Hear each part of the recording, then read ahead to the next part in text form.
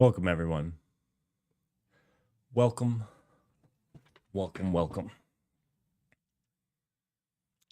I was going to do my starting screen. I was. And then I realized that I had not.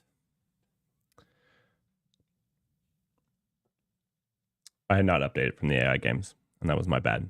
And I wasn't going to let it happen. Next week, we'll have a news just starting. It'll be great. But today, this week, we just have me for a little bit. We're just giving everybody a little bit of time before we start the news. We have just a few topics. Nothing major. Like I said, I'm trying to pare down, and I'm trying to go over and discuss some of the things a little bit more. So yeah, we have just a few things to go over.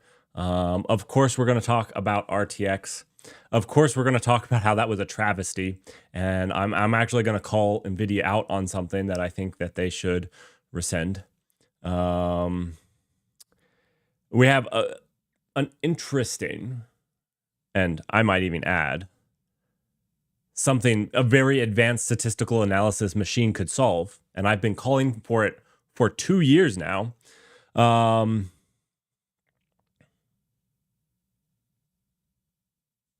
Scott B, welcome. For those of you that joined really early, Dutch, it's good to see you. Tomorrow we have an interesting stream. I have an old problem that came back, and we're gonna have to fix it.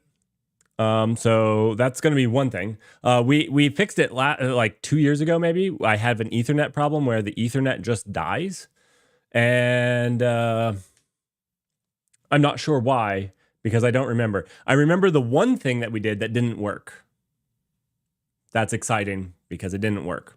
And I don't remember the stupid simple thing that we did that fixed it. That's kind of the aggravating part that I have right now. And so we're gonna have to re-dig into it and figure out what it is that does. This computer's Ethernet is gonna die somewhat through this stream, and we can't open new websites. That's just how it is.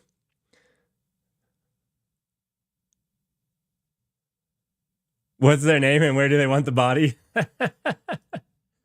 I really don't remember what we did to fix it. It was when I first installed Arch. When I first installed Arch, we had this problem where I would use it for, let's say, an hour, and then all of a sudden the internet would just die.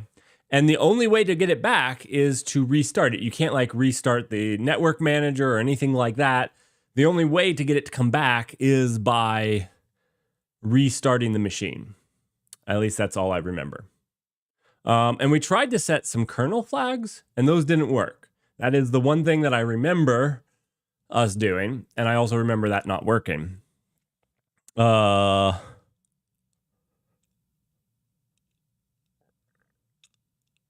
What ended up working is what I don't remember. Anyways, it just came back. I moved my computer. It didn't like the move. It came back. Go get Tumbleweed. Not throwing in the towel just yet. Just ask ChatGPT what I did.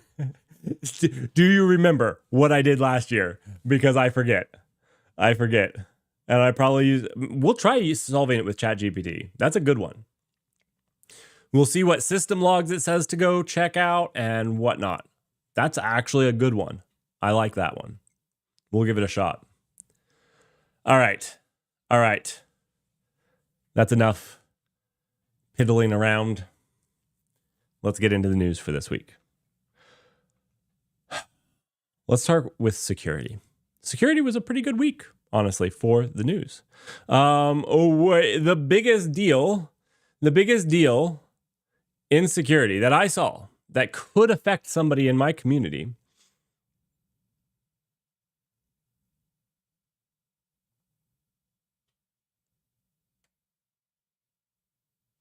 also topic for so my old founder started a company called Newbird. Curious what your take is on the product. Sure, I'll do a stream on it if you guys would like, or a little section. Not today. Let's do it next, either Saturday or Sunday.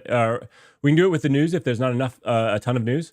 And if there's not, and if there is, I'll do it on Saturday. Done. Let me document that really quickly.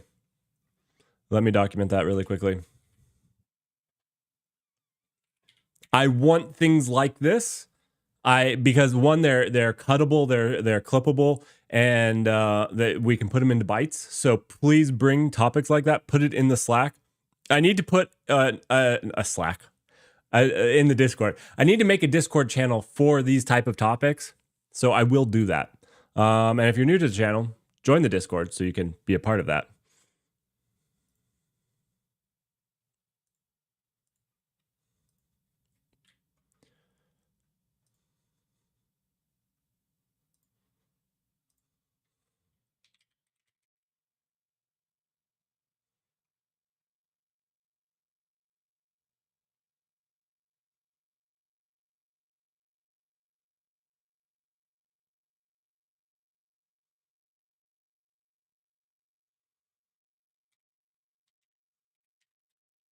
All right.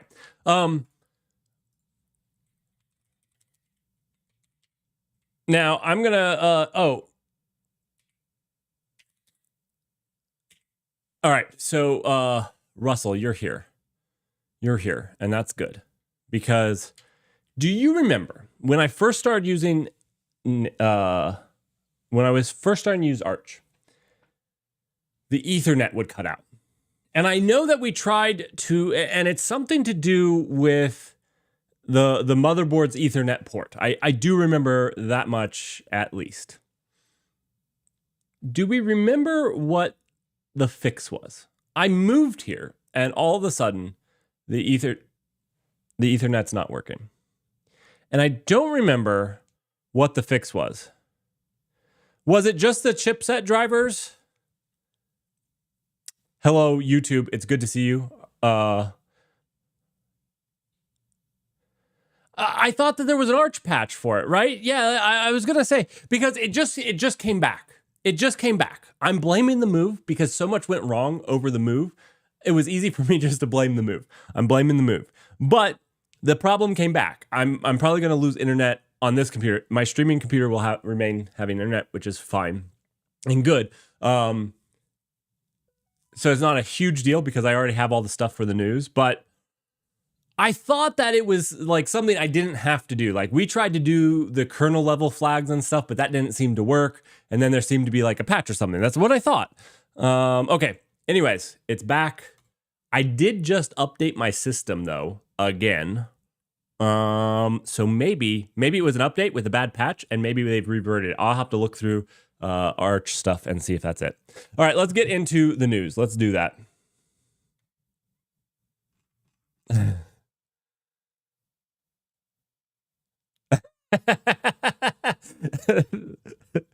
Thanks, Dutch. That was pretty good.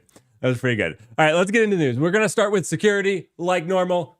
There was so little. I found two things worthy of talking about that I thought you guys would be interested in. The first one is this. The Samsung Mobile, if you have a Samsung device of their flagship phones, you need to update them. There is, in their audio processing, there's actually a bug that can allow with, I didn't dig into it too deeply. It was well beyond my math level, my preschool math level. They could basically execute any type of code that they wanted to without you doing anything other than playing a sound. So definitely worth updating. It has been patched and fixed. So just, patch it. So when your cell phone says that you need to update, just do it.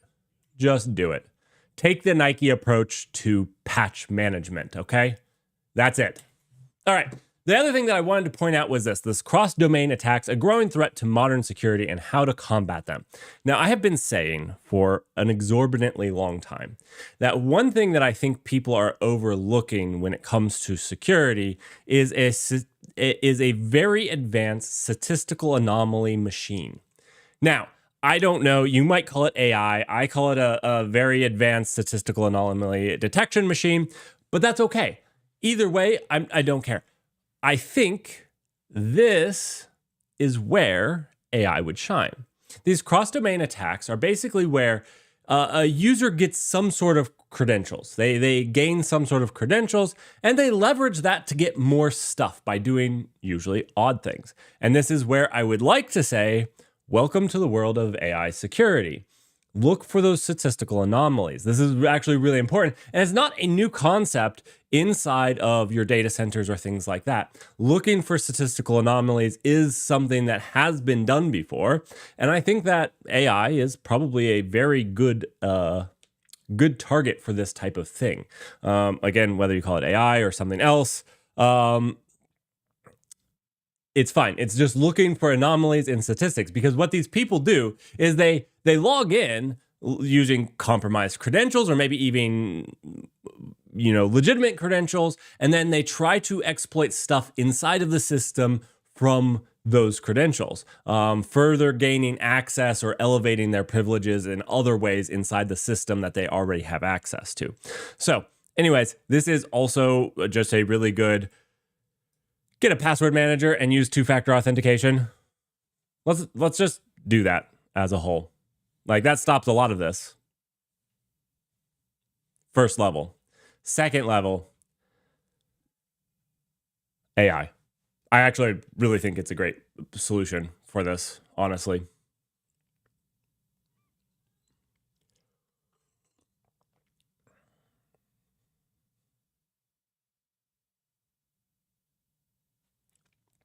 All right, that was it on security. Did you guys see anything else on security that I missed? I'm still unpacking, so life isn't quite back to normal. I'm not spending as much time on the internet as I normally do, but I did try to find things for you all. Now, there was a big release this week. The RTX 5090 was released. We're not going to talk price because I had some problems outside of the price. I don't care about the price. The price is the price. If it's too much, they'll reduce it. If it's too little, whatever. It's not too little. Let's just throw that out there. I don't care about the price, but I do care about a company misleading to the point where I will consider it lying. Now, this is my opinion. I have no proof for you, Nvidia, as you're going to try to sue me. But I did think it was a big enough deal to bring it up and talk to you guys about it. One, because I want companies to stop doing this, because they use it to mislead people, a lot of people. And one, this is how stats and statistics are misleading. And it means that stats and statistics are kind of useless. If you go and read their main release is fine. You can read their press release here. It's fine. There's a bunch of stuff, bunch of word salad. I don't really care. But what I do really want to talk about is this here, where they start talking about the 5090. The first thing that I want to point out here is, while this isn't truly lying, what if you actually read it is, and they don't give you the difference here, they don't actually tell you what this is right here. This is the only one that compares performance to performance without AI generated frames. So I'm going to say this is like a 10-20% increase, which is actually less than previous models. Previous models had been getting like a 30% boost. Some, if you go back far enough, were getting like a 40% boost. So their rasterization is actually way worse. I can't tell you exactly how much, because like I said, they didn't actually give numbers here, like what would be useful. But it's actually worse than jumps in the previous. They're going to say that, and they did say that it was double or over double the performance gains. That's actually only if you're comparing to DLSS.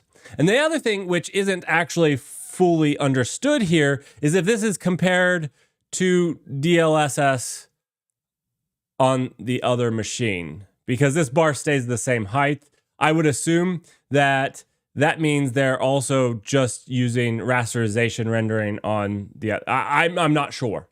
I'm honestly not sure, but I understand it as rasterization. They didn't actually fully expand on that. So I found this graph was on the borderline of just lying, and the whole that much more performance. The next thing, and maybe even the bigger, is this picture. This picture is the greatest travesty. You get to slide it and see with ray tracing on and not on. That's the idea.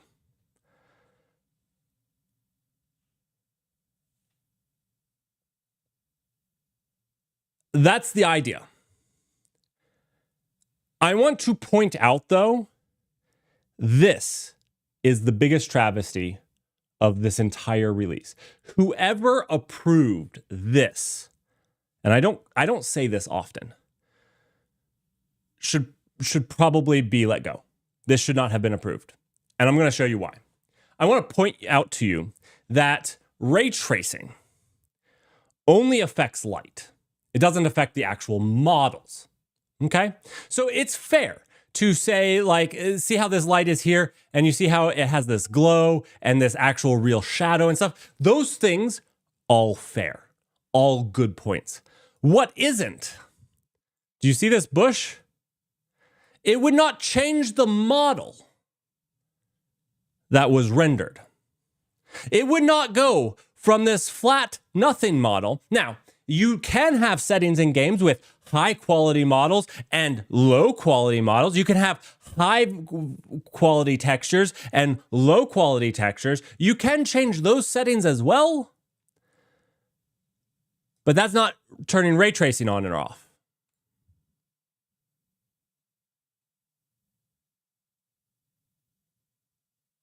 They added it for shadow showcasing. Okay, but to add it for shadow showcasing, you have to have it here too. You have to have the same thing to see the difference. You can't see the difference of something that's different. That's the problem. You can't say, oh, well, they added it so you can see the shadows. That's fine. Like, I get that. I get that. Then have it here too. Have it here too.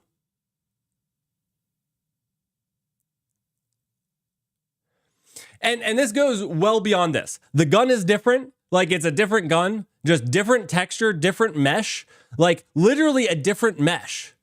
The tree is different. I went through and checked all of this stuff. This was like spot the different game to me. It was kind of fun. I was over here like going like this. The tree is a different mesh. It has different kinks in it. It's literally a different tree with different branches. Okay? The tower up here at the top, this tower up here is literally a different mesh. It has, you know, up here it has this little square box thing where it has a different square box here, and it has a wide. It's a different mesh. Like, this wasn't a.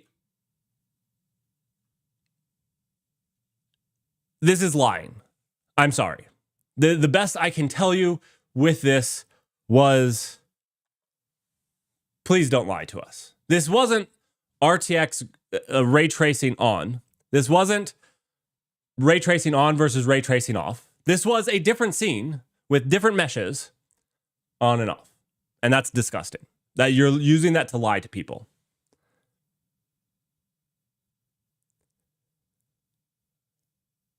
That's my thing. It's not the same scene. It has different meshes. I understand it. I understand that it's probably the same gun, but with a low quality, low fidelity mesh. I get that. I understand that. I get it. I get it's probably the same game. I don't know the game. I get that it's probably the same game, but it's not ray tracing on versus ray tracing off, which they lead everyone to believe. There are major differences to this. I mean, look at the building. The windows are different. The vines are different. Like, literally everything about this is different. Anyways, that was my big. I'm very upset because the layperson will look at this and they will see, wow, look what ray tracing did. My goodness, it's like a completely new game with new graphics, because it is with new graphics.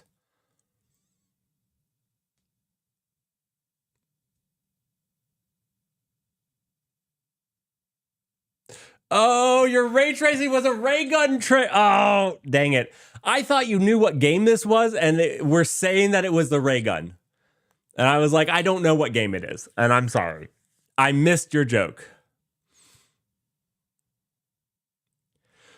Exactly, Casper. Exactly, that's my point. I'm sure that ray tracing is on and ray tracing is off. I'm sure that is true in those images. But there's other settings that were changed. High fidelity meshes, high fidelity textures, things like that were added as well. And that's my big problem with it, is it's not apples to apples like you think it is. It is much different. Anyways, that's what I wanted to call them out on. I was very passionate about it. Sorry for taking us on a little tangent there. I go through these press releases and I look for stuff. I don't like companies that do this. So now, Nvidia did.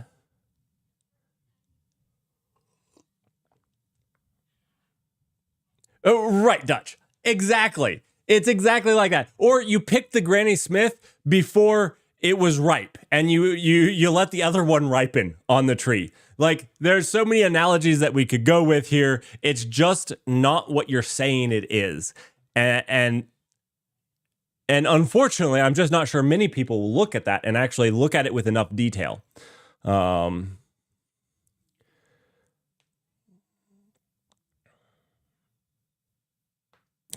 Windows. All right. So let's move on. Nvidia did release something that I'm actually quite excited about. Oh, one second. My bad. Nvidia did release something that I'm quite excited about. If you guys remember correctly, I had for a while been pretty excited about getting some AI machine and then even letting you all leverage it some. But the cheapest one that I could get was $15,000. $15,000. And quite frankly, I don't have that type of money right now. But thanks for Scott B, who is sponsoring this segment with his tier 1 subscription 4 months in a row. Thank you so much. I might be able to afford this and do the exact same thing with it, which means there'll be streams where we look to support it. Nvidia Project Digits. Now, if they actually release this, and for the price that they're saying, I am going to be very excited. And my plan is to get one of these as fast as I can and build a system in place so that you guys can... all subscribers can, I think what we'll do at the first is we'll just hook it up to Twitch for auth, and all subscribers will be able to like rent time on it. And by rent, I mean like reserve time on it. So you don't have to pay for it. You'll just get to rent time on it. I think that will be a ton of fun. We'll get to do like the engineering of how do we do that and provide that to people so that their data is safe, so that we'll provide several great streams, and it will be fun. We'll get a Project Digits to work with and do some of our own machine learning this year. So yeah, it's $3,000.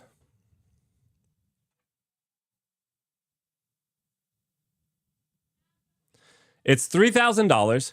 Supposedly, it can inference large AI models up to 200 billion parameters, which is, if you realize, Llama, the largest AI model that I know of, is like 208 billion if you're doing like the biggest one. So supposedly it can run everything except the largest Llama model by 8 billion parameters, which is like really, really close. The other cool thing is, if this is a big deal and people really like it, and there's a lot of people and we don't have enough, obviously I would try to get another one or two of them and add them to our system for people to play around on.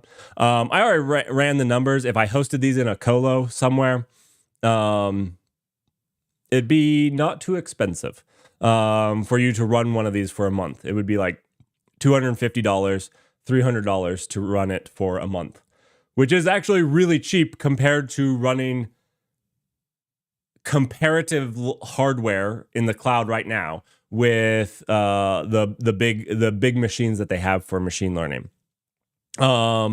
It's pre-installed with 128 gigs of memory, and it has their Grace Blackwell AI chip, which is an ARM chip, so it's also supposedly super energy efficient. I'm actually pretty excited about this.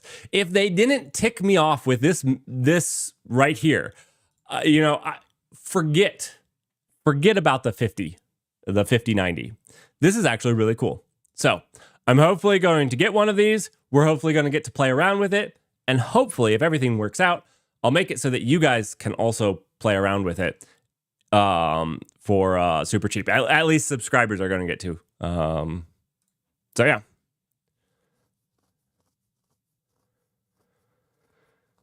Nighthound. Thank you so much. Nighthound just gifted a subscription to Land of the Elite. Thank you so much. That was fantastic. Land of the Elite, you now get ad-free viewing experience. All right, that was it from the Nvidia news conference that I saw that was exciting. I know we could talk about price and whatnot. They're pretty expensive. Will I get an RTX 5070 or 5080?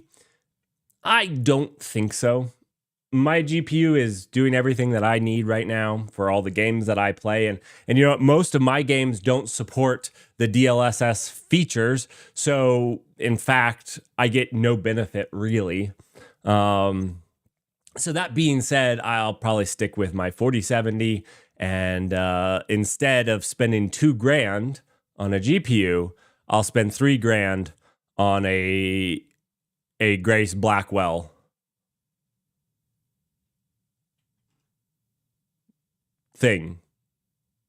box computer. Yeah, okay. I didn't end that well.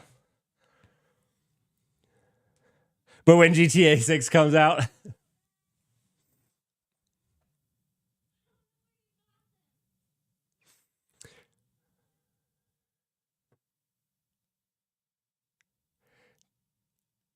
you know what, Russell? You're right.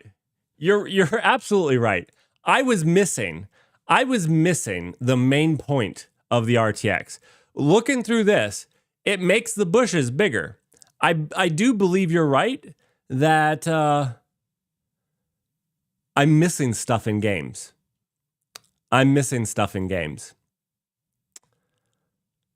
You're absolutely right. It's not the performance. It's that the fact that just using the RTX reskins the whole world. Like literally, just getting a 5090 makes your entire world different. It's amazing. It's absolutely amazing.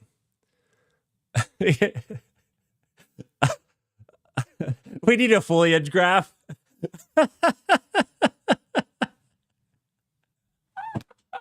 Okay, I'm tweeting out a foliage graph. I got it. Will do. Mission noted. That will be done tomorrow. We'll have a foliage graph. A bee tree. Okay. So we had fun with that. We do have some sadder news to talk about. A legend. I never met the person. I have heard of this person before.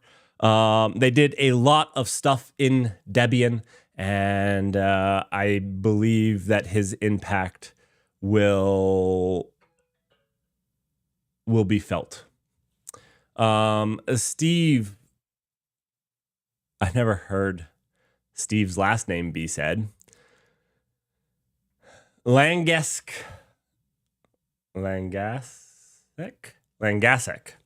We'll go with Steve. Steve has passed away, and he did a lot of stuff with Debian.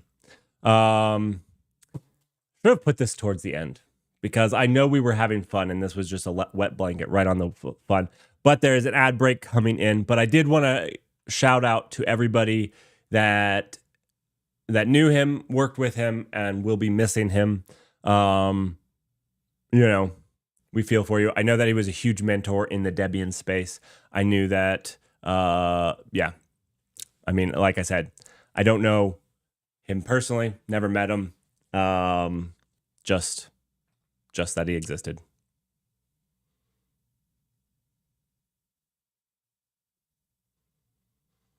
All right.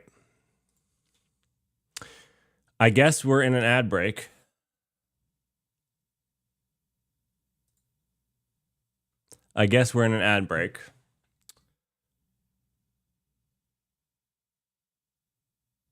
We'll just wait and hang out for a little bit. I need to have something to reward subscribers with who don't get ads. In the news, I don't continue on because, well,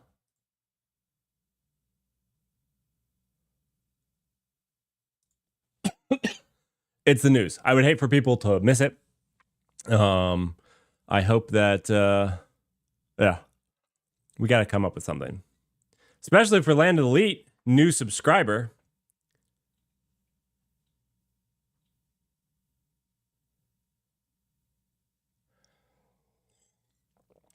Well, the thing is, when you say you never got into Debian, did you use Ubuntu? Did you use any of the derivatives of Ubuntu?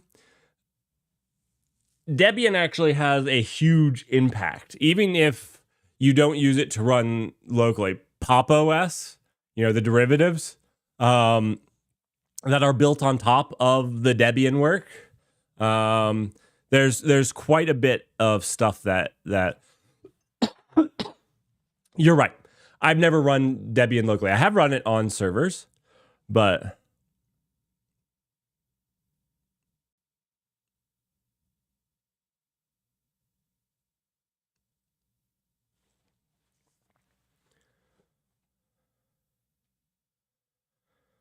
what percentage of your cloud bill is observability? Ours is 11%. Ooh. I'll have to look. Russell. I will have to look. Ours isn't that big. I don't know the percentage. Do you obviously use Datadog? You obviously use No, 11% is not Datadog. It's 25% if you use Datadog.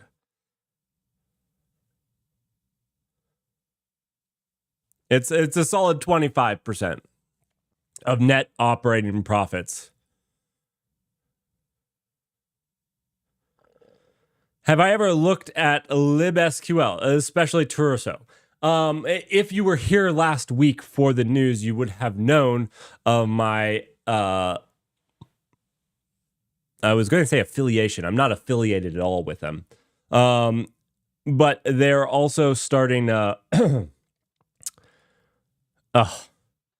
just blanking on the name because you brought it up. It's like the dark cat. It's, they're rewriting libsql in Rust. There you go. Instead of a fork of MySQL, not MySQL, my goodness, SQLite. Instead of a fork of SQLite, they're rewriting it in Rust from the beginning, rethinking stuff, not a clone of SQLite.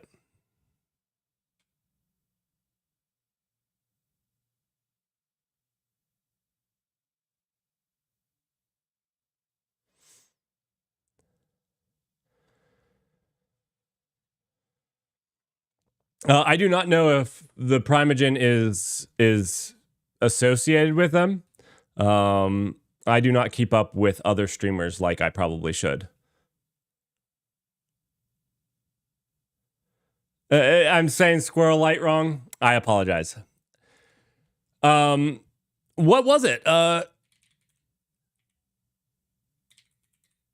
was it? What was it called?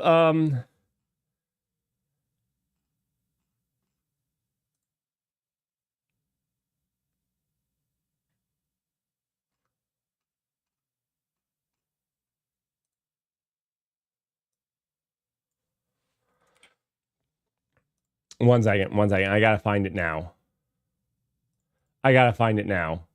Limbo. Thank you. It was Limbo. For you, those of you who obviously did not join me last week, Terso introduced Limbo, a complete rewrite of SQLite, or SquirrelLite, I mean, in Rust. So SquirrelLite is getting rewritten. libsql was what they originally started and invited, which was, for those of you, I did a quick overview of this. libsql was basically a fork of SquirrelLite that said, hey, we're open to contributions. I had a whole talk about how I'm okay with open source things that aren't open for contributions. I write a lot of them myself, like my database. Not that I wouldn't accept a contribution, but it's headed in a very specific direction. And I don't really want other things in it. It's not looking to be a fully featured database. It's looking to do lessons. So while it's open source, I'm not really looking to get contributions. Now, there have been some contributions that have made the code cleaner and stuff like that, and I'm happy to accept them, but it's not really an open contribution development model. And so to me, I'm kind of okay with SQL or SquirrelLite being that they're not looking for contribution. But it's also cool that you have libsql that is an open contribution project, and that's also pretty awesome. And so good on Terso for doing that. Now, that being said, they decided instead of being gimped by the C in the past, they're going to upgrade to Rust in the future, introducing Limbo. Like I said, it was the black cat. That's all I could remember. I just couldn't remember Limbo. Pretty cool. Pretty cool. And it said something that I said maybe we should pull it and check it out. Yeah. The last place you want your data to be is in Limbo. We've put your data in purgatory. All right. Cloudflare made a new big change that I thought you guys should know about. They're doing open source for their documentation all the way down. All the way down, open source all the way down, upgrading our developer documentation. The cool thing about this is that they didn't just open source their documentation, they open source their developer documentation platform. So everything from how it runs and is displayed to the actual content itself. They built an open source documentation experience. I actually think that this is the right way to go. I know it's okay if you do open source documentation where the rendering and stuff, it can be hard though, because then it's hard to know exactly where and what you're editing and the effects of that. So I actually think that this is a really, really cool way to go about it. And with all of your documentation, they also went and explained all of it and how to be involved with it and everything. So I actually really, really like this. I would love to see more companies do this. It's a great way to get people involved. I can't tell you the number of times I have contributed to documentation just because something was wrong in the documentation, and I was like, hey, I figured it out. Here you go.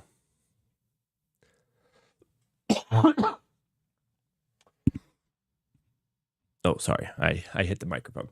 They did move to Astro. I've heard good things about that. I've heard good things about it.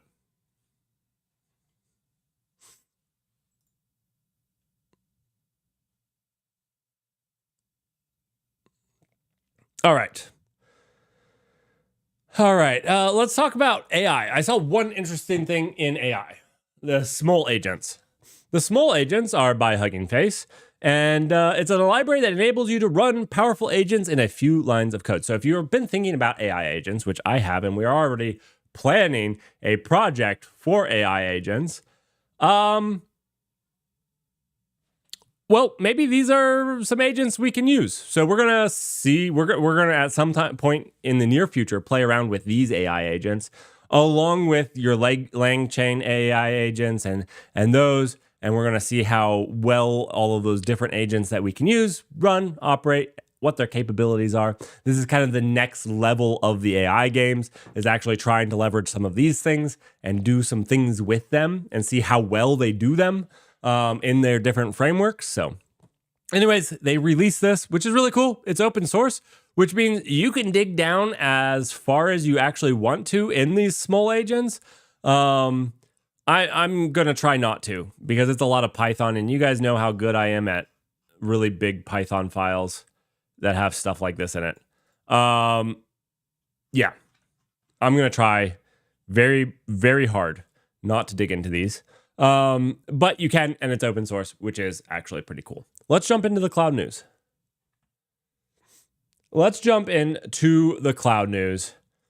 I want to talk about Salesforce. Salesforce has made large claims. And the thing is, these claims aren't substantiated just yet.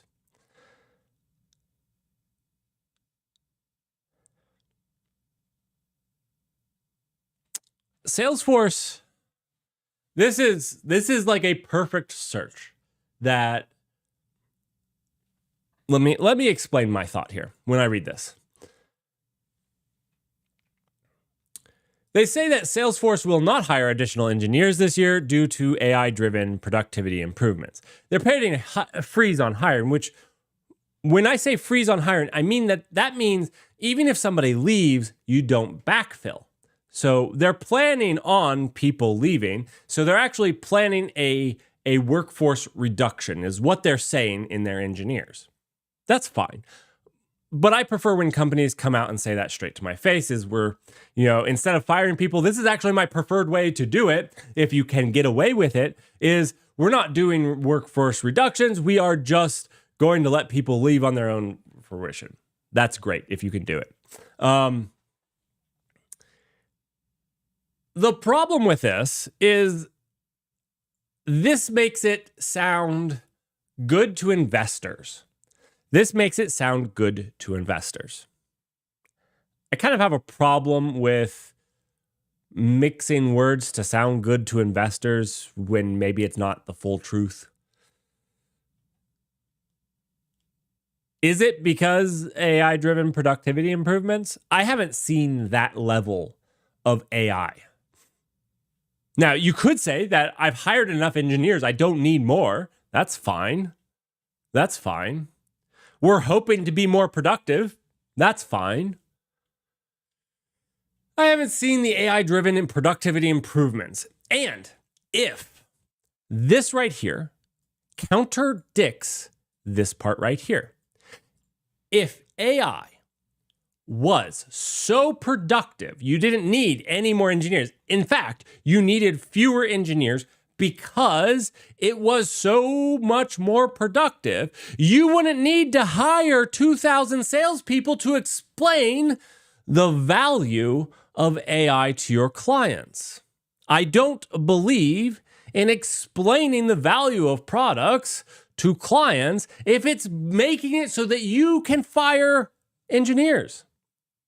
That's all the explanation you need. Now, I could be wrong, but this is where it doesn't fit. It doesn't line up to me.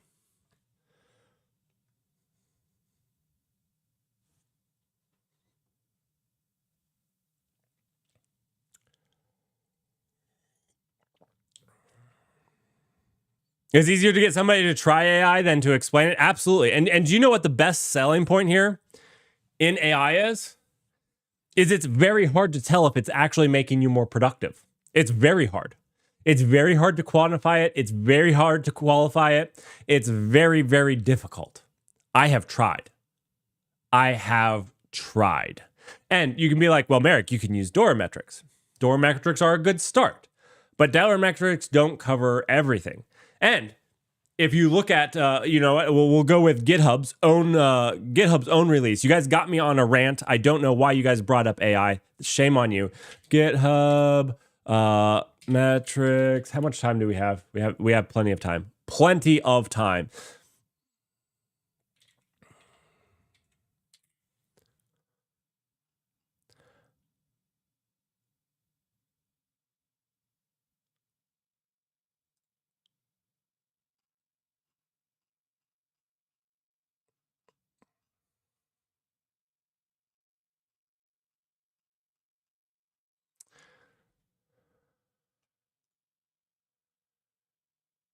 All right.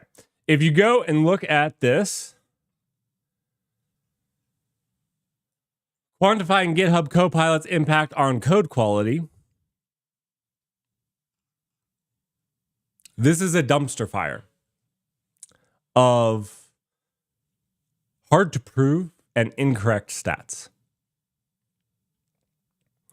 To even the number of developers that were asked doesn't align with some of their results numbers as well.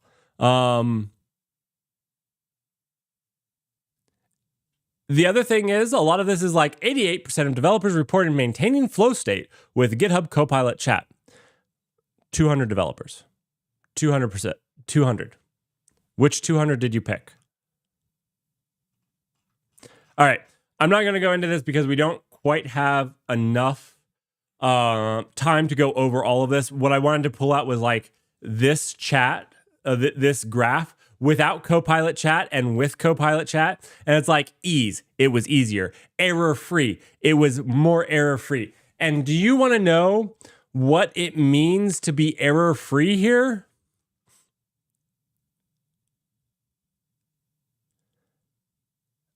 Where is what it means error free? Let me find it really for you. Error. The president compared how using GitHub chat impacted the quality of the code they wrote. Specifically, they were asked if the task was easier to complete if the code had. Okay. After the status definitely relying on the pull request. Let's see.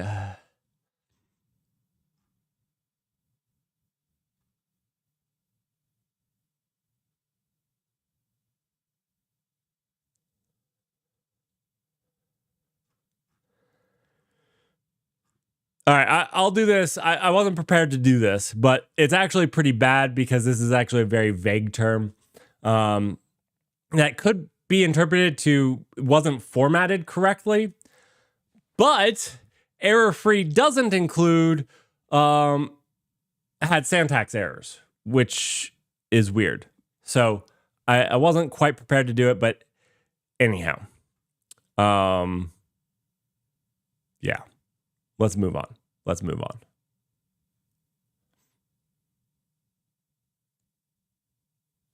How are you, Wow So Clutch? All right, let's talk about the rest of the cloud. So that was that. You know, I say with everything with a company, there's what they say, and then there's other reasons as well. Most likely, they've hired too many people, and they just don't need more people. Now, the job as a CEO is kind of to make everything in the best light as possible. And I'm sure they're working on AI improvements in their company, and they're trying to sell AI, which means they also have to kind of show that AI is working, and this is the best way they can do it. Now, are their engineering teams going to be stressed and strained? Maybe. Have they made some efficiencies? Maybe.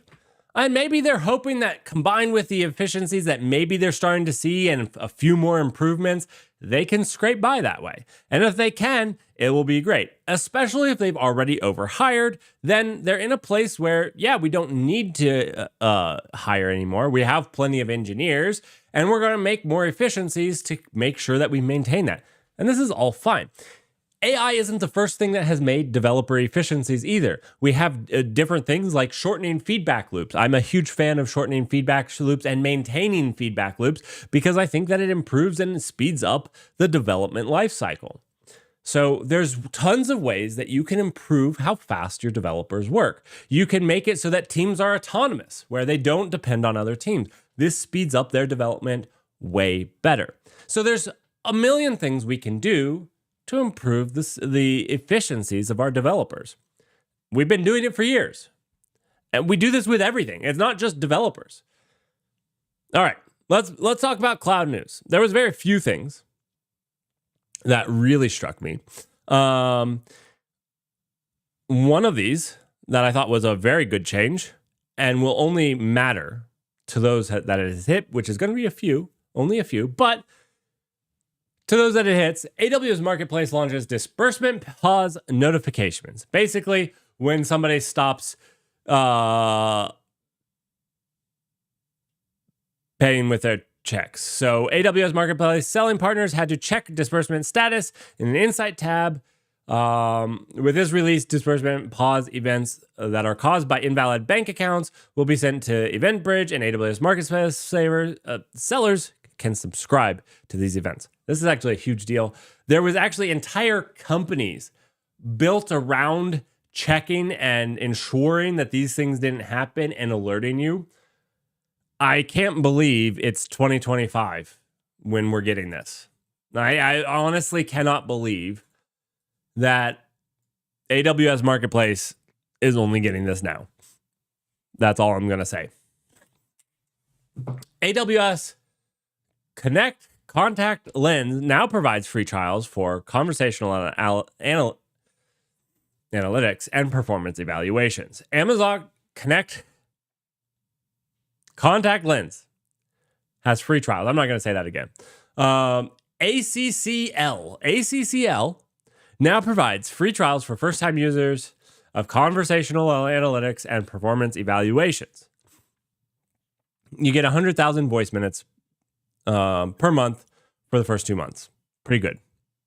It's kind of cool.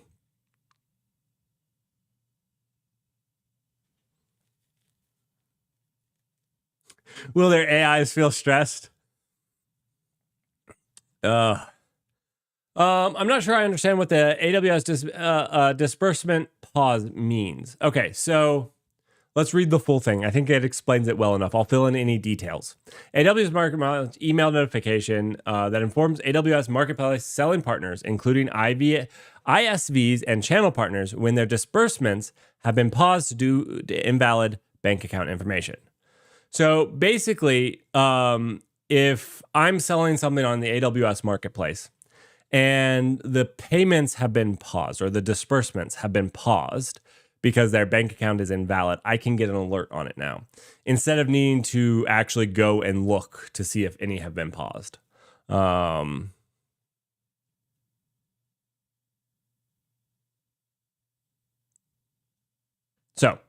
I have a bank account. I want the money to come into that bank account. For some reason, if AWS can't do that and they're going to pause it,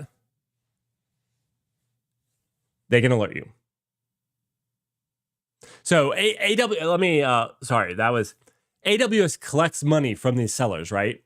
And they've got to get that money from or from the buyers of your things, whatever you sold on the marketplace. They collect all that, right? And they got to actually get that into your account. And if there's some reason they don't like your bank account information, whatever reason, and they pause, you can get an alert now. That's what it means. All right. On the Azure stack, the only thing that I saw in Azure was enabling the monitoring for Azure Container Storage with Managed Prometheus is now in preview. So basically, the Azure Container Storage now has a monitoring stack that you can enable that's on their Managed Prometheus. It looks kind of like a one-click solution to managing. That's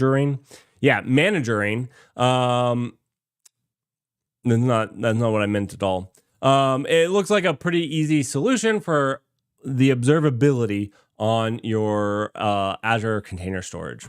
Looks cool. I haven't used it. Obviously, it's a new feature in preview. If you do use it and want to tell me how it is, let me know. In GCP, the overwhelmed Google's Spanner Graph is now generally available. So if you wanted to use Graph with Spanner, I know we've talked about it. It has been out there. It is now generally available with a GA release, which generally means that they have some sort of guarantee on the service, some SLAs. But other than that, most of this stuff is blah at best. At best.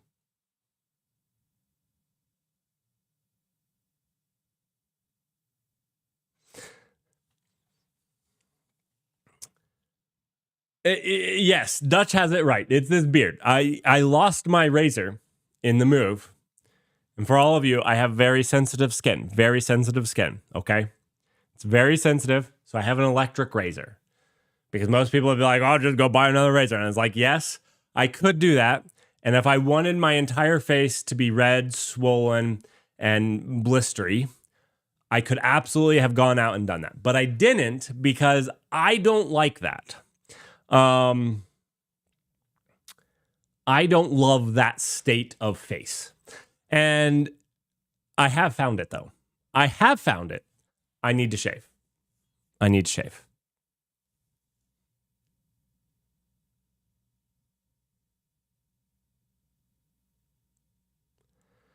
It does, Scott.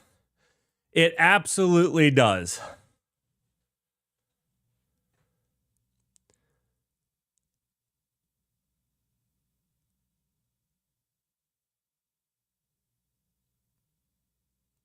Okay, you guys are bringing up funny story.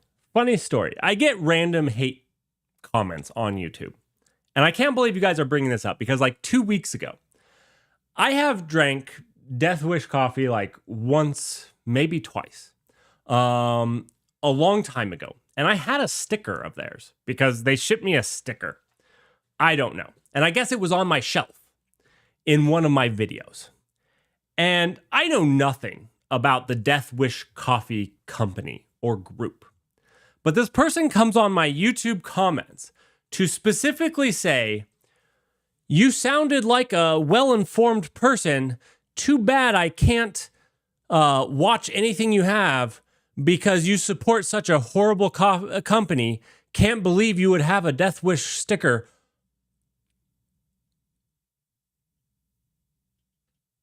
I was like, okay, bro.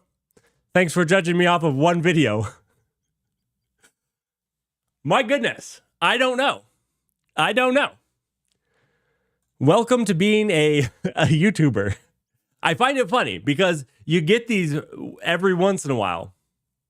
Why? I don't know why they're horrible. There was no link. There was nothing. I don't know.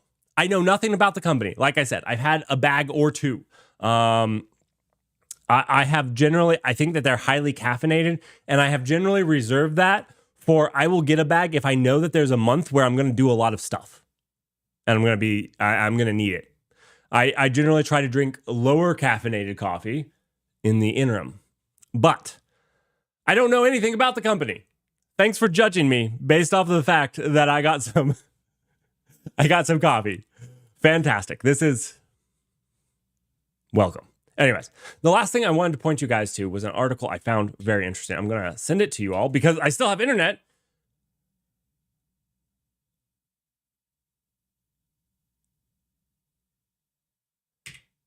I think I still have internet. Maybe the update fixed it. Maybe it was a bad Arch patch. I'm hoping it was a bad Arch patch. That would be so amazing. It's really weird to test the internet though, because I kind of have to just wait for it to start failing. Anyways, I found this article. It was actually really cool because I like learning about Linux. And in this blog post, there was a ton of things that just allowed you to learn about Linux in some cool ways.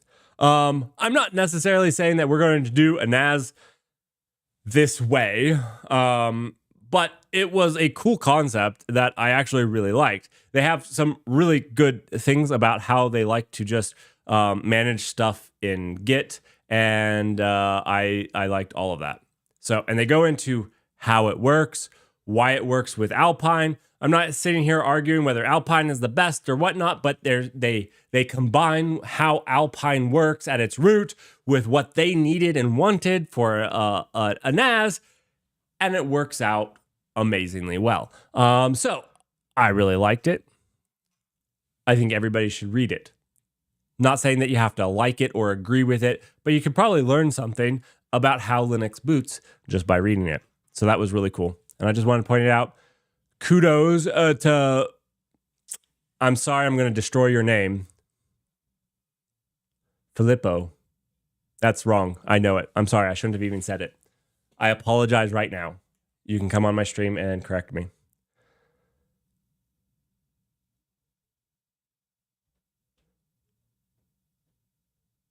Filippo?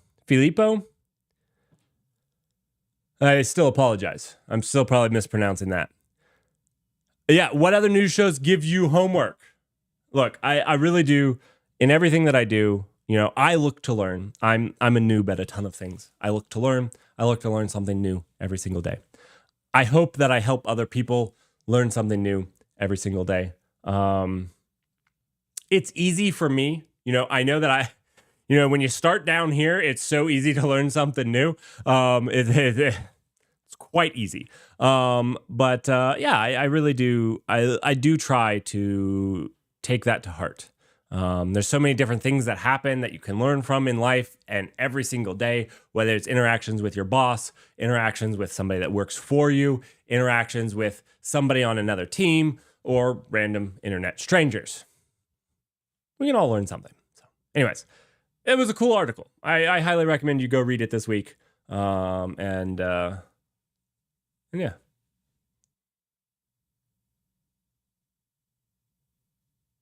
I'm not in the gulag.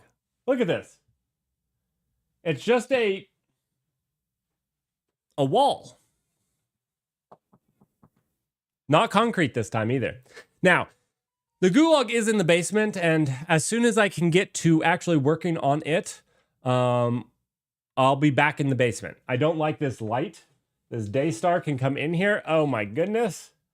I don't have a blackout curtain. I do have a curtain and some boxes stacked up to try to keep the Daystar out of my business. I think if I got a blackout curtain, I don't really want to spend the money, so I'm going to maybe figure...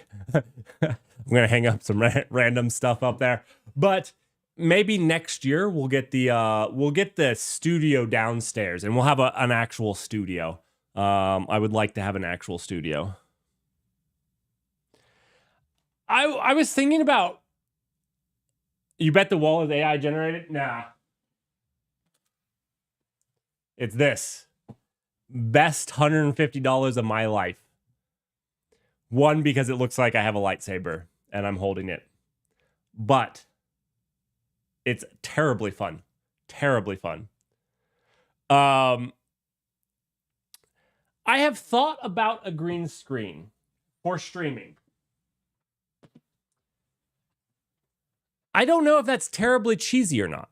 I feel like it would be really cool a lot of the times, and then a lot of the times I like just having I'm a real dude in a real closet vibes. So I've thought about painting this wall green because we can paint it in a year when I move out. So I've thought about painting it green. I don't know if that's the right.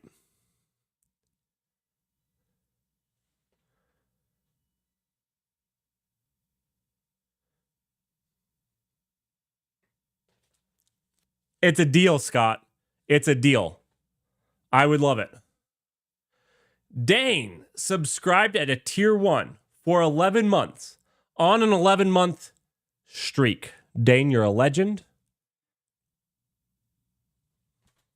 A legend.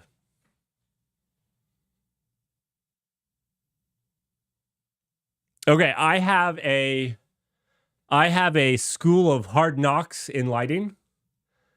It looks decent. It looks decent here.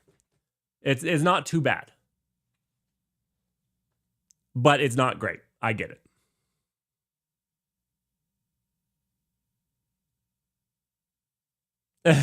My wife has multi-factor authentication in lighting design. That is fantastic. That is super cool.